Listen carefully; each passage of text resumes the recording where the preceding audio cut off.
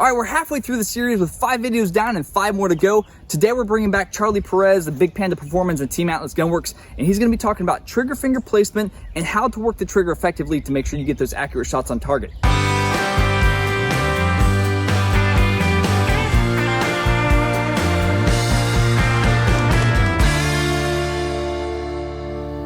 Hello, this is Charlie Perez from Big Panda Performance.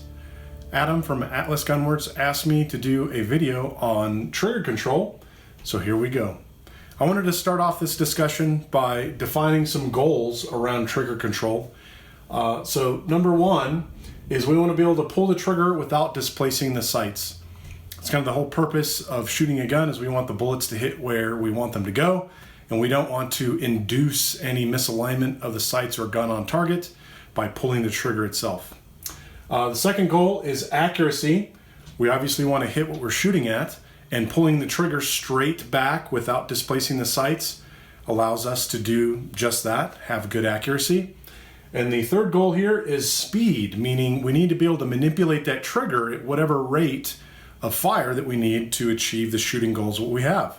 So we should be able to pull that trigger straight back without displacing the sights at whatever speed we need to engage the targets we want to engage.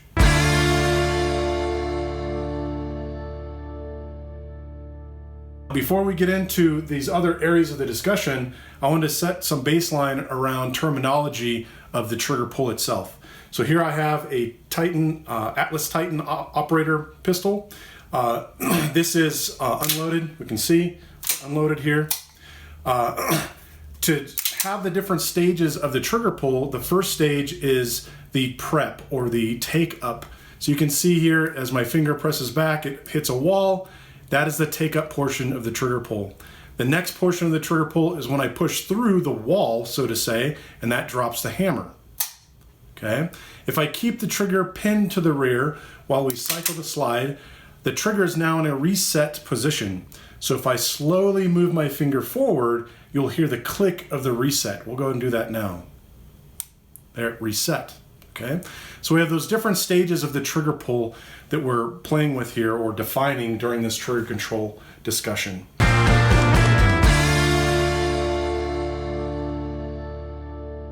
Defining trigger control or things that contribute to good trigger control or bad trigger control, I believe that you can break that up in 4 different sections or segments. And I'll go through these boxes one at a time, and we'll talk about each one of these, both good things and bad. The good things are in black, the bad things are in red. So I'm going to start here with movement and force. And this is talking about finger movement and the force of our trigger pull itself.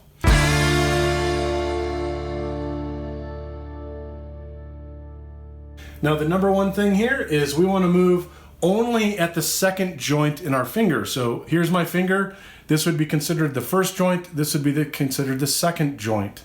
Okay? So when I'm properly pulling the trigger, my finger should only be moving at that second joint hinge point. Okay? Now, the second item here is we want to use the minimal amount of force required to pull the trigger and break the shot. So a good example for that would be, let's say that we have a gun that has a 2-pound trigger and we smash that trigger with 10 pounds of force. We're using 8 pounds of force that we don't need to, okay? Now the detriments in this movement and force perspective is the number one detriment that I see a lot of people do is they're moving their whole finger. So in this scenario, instead of moving at that second joint, they're moving their whole finger when they're pulling the trigger. Anytime we move our whole finger in this, it creates an arc of movement into that pressing of the trigger, and we're going to displace the muzzle of the gun. Okay? The second most common problem here is excessive force, meaning that you're pulling that trigger with more pounds of force needed to make it go boom. I like to call that mashing the trigger. So if we mash the trigger with too much force, it's going to displace the sights. Now, where our finger is in position on the trigger shoe when we mash that is going to change the displacement of the gun. And that leads us into this next section here, talking about finger placement.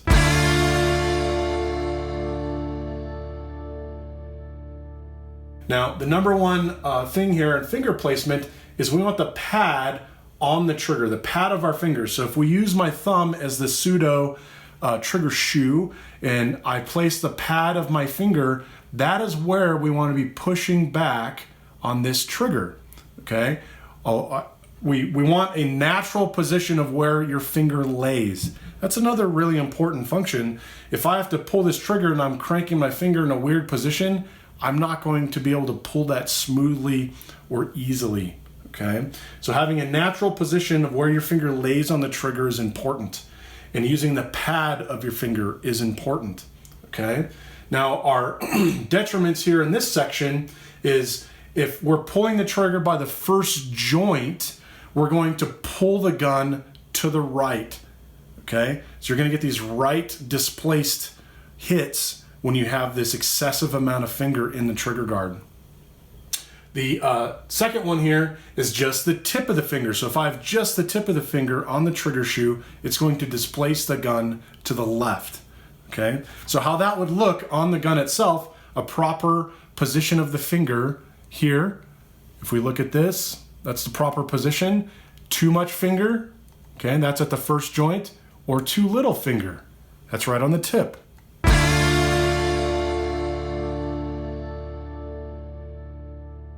Now in this next section, we want to be able to set up our gun in a manner for trigger setup, meaning we want the pad flat on the trigger shoe, meaning that we need the trigger shoe at the proper depth.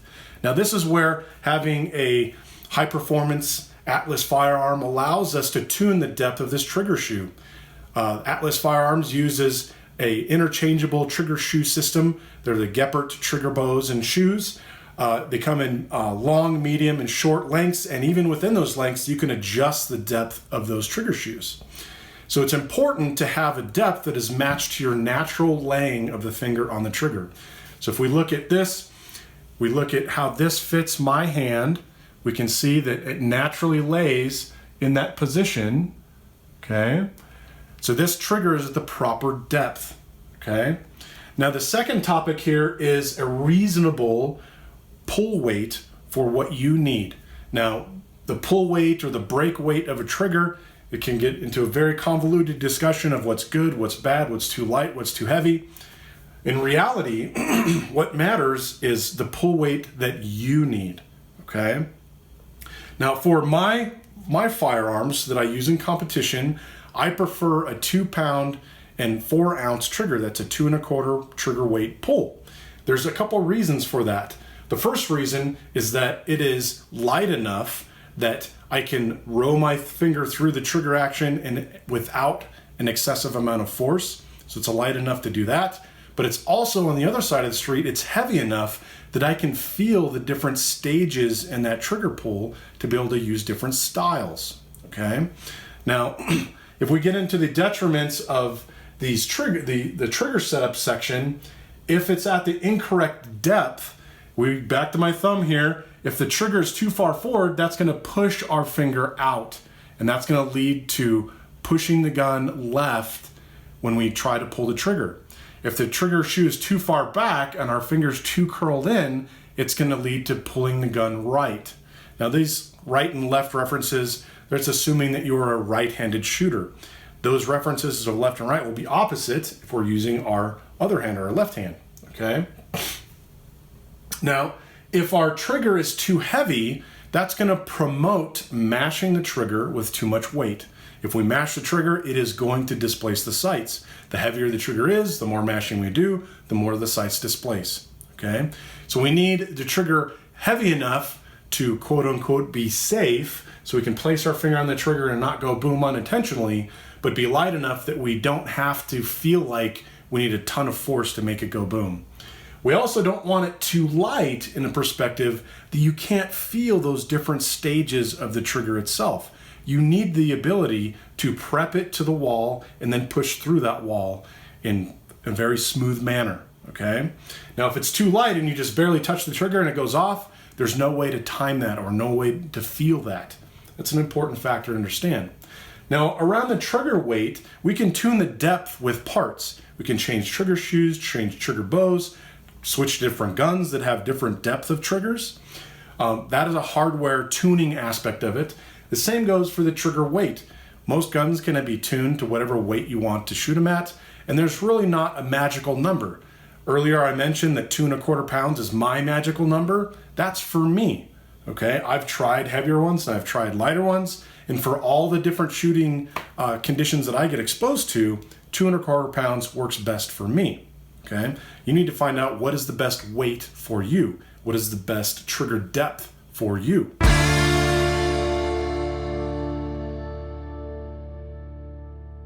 Now that brings us to this last section here, the trigger pull styles. Now there's two basic trigger pull styles that I'm going to define in here. The first is called a prep and squeeze. So I'll do this example using my Titan. So we're going to prep and squeeze through the trigger. Do that again, prep, squeeze through, okay? The second trigger pull style is a row or a slap. That means I'm going to just row right through the whole action. I'm not going to feel the different stages of the trigger pull, okay? Now, you need to be able to do both of these styles depending on the difficulty of the shot. Now, right off the top, this prep and squeeze is usually going to promote a more accurate shot, but that's also going to take more time because there's really two stages to that trigger pull. Now, rowing the trigger gets us shooting or firing the shot faster because we're just rowing through the whole action, but we're always going to mash the trigger with more weight that's needed. So that's going to result in a less accurate shot, okay? We need to weigh these balances of different trigger pulls based on the target we're shooting at, okay? Now, the detriments in this section, we really want to resist the urge to do what people like to call a reset click bang. So I'll stage that scenario here. That means that I'm going to pull the trigger back, pin it to the rear. It's in a reset state, and I'm going to release the trigger till it goes click, and as soon as it goes click, I'm going to mash it. So here we're releasing, and as soon as it has that reset, it's going to go boom. Okay? The click bang is a very bad way of manufacturing even more mashing of the trigger, because we hear the click and we're like, run, hammer that trigger, instead of starting all the way off the trigger in a proper row where we just row through the action, okay? So we want to resist the urge to get into click banging. The next and probably the most common mistake that happens here with these different trigger pull styles is using the wrong style at the wrong time, okay? Basically put, if I'm shooting more difficult shots, more distance shots, I want to use a prep and squeeze style trigger pull. That's going to produce the best accuracy, but it's going to take me more time to do it. If I'm shooting at closer targets that have bigger scoring zones, I need to use a rowing function of trigger pull. That way I can shoot sooner, shoot faster, and I can accept a little bit of a deviation of the sights because the target is bigger. What I'm aiming at is bigger. There's a scoring zone is bigger, okay? The important part is being able to deploy these different methods of pulling the trigger based on the targets you're engaging, okay? What you don't want to do is get in the wrong mode for the wrong target set, okay? Good example would be rowing your finger at distance targets, rowing through that action and ending up with poor or no hits, or using a prep squeeze on close targets, which takes too much time.